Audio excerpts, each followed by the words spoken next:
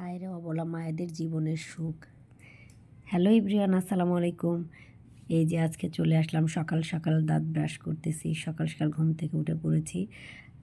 একটা কথা খুব আজ মনে পড়ছে, আগে ব্রাশ করতে গেলে 10-15 মিনিট লেগে যেত, আর এখন ব্রাশ করতে গেলে 2-3 মিনিট মধ্যেই ব্রাশ করে ফেলি। এবং মুখে তো কিছু লাগানো তো দূরের কথা, জাস্ট পানি দিয়ে মুখটা ধুয়ে নিলাম সকাল সকাল ঘুম থেকে উঠে। জীবনে হাজার কষ্টের পরও মায়েরা এরকম সন্তানের মুখ দেখে তাদের জীবনের সমস্ত কষ্টগুলো ভুলে যায়।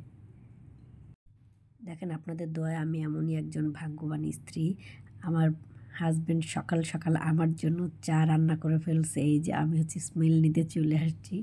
সো এরকম ভাগ্য কয়জনের থাকে বলেন, যে বিপদে আপদে সুখ দুঃখে স্বামী সবসময় তার পাশে থাকবে। হ্যাঁ, আপনাদের ভাইয়া এমনই একজন বন্ধু আমার, যে কিনা আমার সব সময় আমার পাশে থাকে।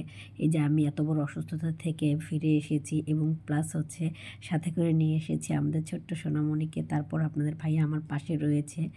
এই যে সকালবেলা একদিকে চা বসানো, অন্যদিকে নাস্তা করা তো পরের কথা, আগে সাংসারিক কাজকর্ম করতে হবে। এঁঠো থালা বাসনগুলো আমি এদিকে মেজে নিচ্ছি সকাল সকাল। তা নয়তো এই থালা বাসনগুলো সারাদিন এরকম পড়েই থাকে। আমার কাজগুলো আমাকেই করতে হবে। সংসারে আমাদের জন্য তৃতীয় পার্সন কোনো ব্যক্তি নেই যে আমাদের এই ধরনের কাজগুলো সব সহযোগিতা করবে। তাই আমার কাজগুলো আমি আগে আগে সেরে ফেলতেছি। এবং ওইদিকে বাবুকে রূপন্তী যেহেতু নিয়ে বসে আছে রোদের মধ্যে, সো আমি আগে এই হাতের কাজগুলো শেষ করে নিই। ঘুম থেকে আজ সকাল সকাল উঠতে হচ্ছে, অথচ কোনো একদিন 10টা 11টা 12টায় ঘুম থেকে উঠতাম। এটাই মা। তাই আপনাদেরকে বলি যে এটাই মায়ের জীবন। সমস্ত আনন্দ বিলাসিতা ত্যাগ স্বীকার করে আজ সংসার জীবনে বন্দী হয়ে গেছি আমি ভালোবাসায়। আমার ভাগ্যটা আজ ভালো, শীতের দিন। আজ সকাল সকাল একদম রোদ উঠে গেছে, দেখতেই পাচ্ছেন। ছাদে আমি বাবুর জন্য গোসল করার জন্য একটা বলের মধ্যে পানি বসিয়ে দিয়েছি। চুলায় গরম পানি না করে রোদে এভাবে পানি গরম করে যদি বাচ্চাদেরকে গোসল করানো হয়, সেইটা সবচেয়ে বাচ্চাদের জন্য ভালো শারীরিক দিক থেকে।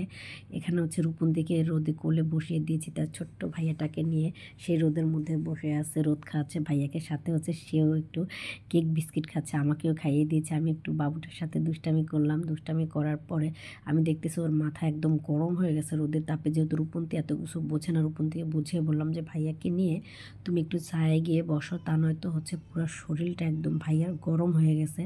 তো রূপন্তী দূর দিয়ে গিয়ে ভাইয়াকে নিয়ে এখানে বসে।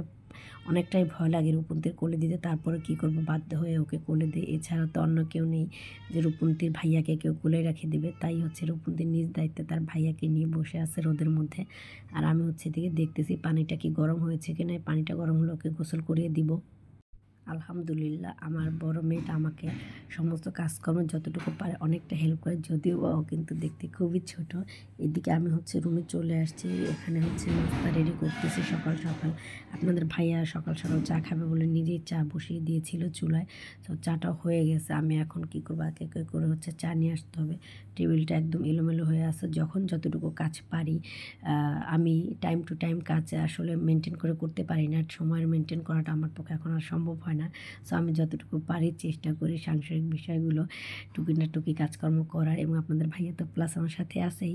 এই যে আমি সকাল সকাল চাগুলো ঢেলে নিচ্ছি, কারণ সকালের নাস্তায় যদি গরম গরম চা না হয়, তাহলে কিন্তু আসলে সকাল থেকেই কিন্তু একদম ম্যাচ ম্যাচ ম্যাচ ম্যাচ করবে। বিশেষ করে আমার চোখ দুটো। তাই আমি অনেক মশলা দিয়ে চা তৈরি করি। এবং আস্তে আস্তে আপনাদের ভাইয়াও শিখে গেছে আমার মতো করে চা তৈরি করা। আমি পারলে আপনাদের সবাইকে একদিন চা তৈরি করে খাওয়াবো। আমার হাতের চা কিন্তু অনেক বেস্ট হয়। যদিও একবার খান তাহলে সত্যিটা প্রমাণ হয়ে যাবে। দেখবেন আপনি কিন্তু কোনো মিথ্যা কথা বলতেছি না। আমি খুব মজাদার করে অনেক ধরনের মশলা দিয়ে আমি রং চাটা করে থাকি। আমার কাছে এটা আমার ফেভারিট চা। সো সবাই আমাদের জন্য অনেক দোয়া করবে।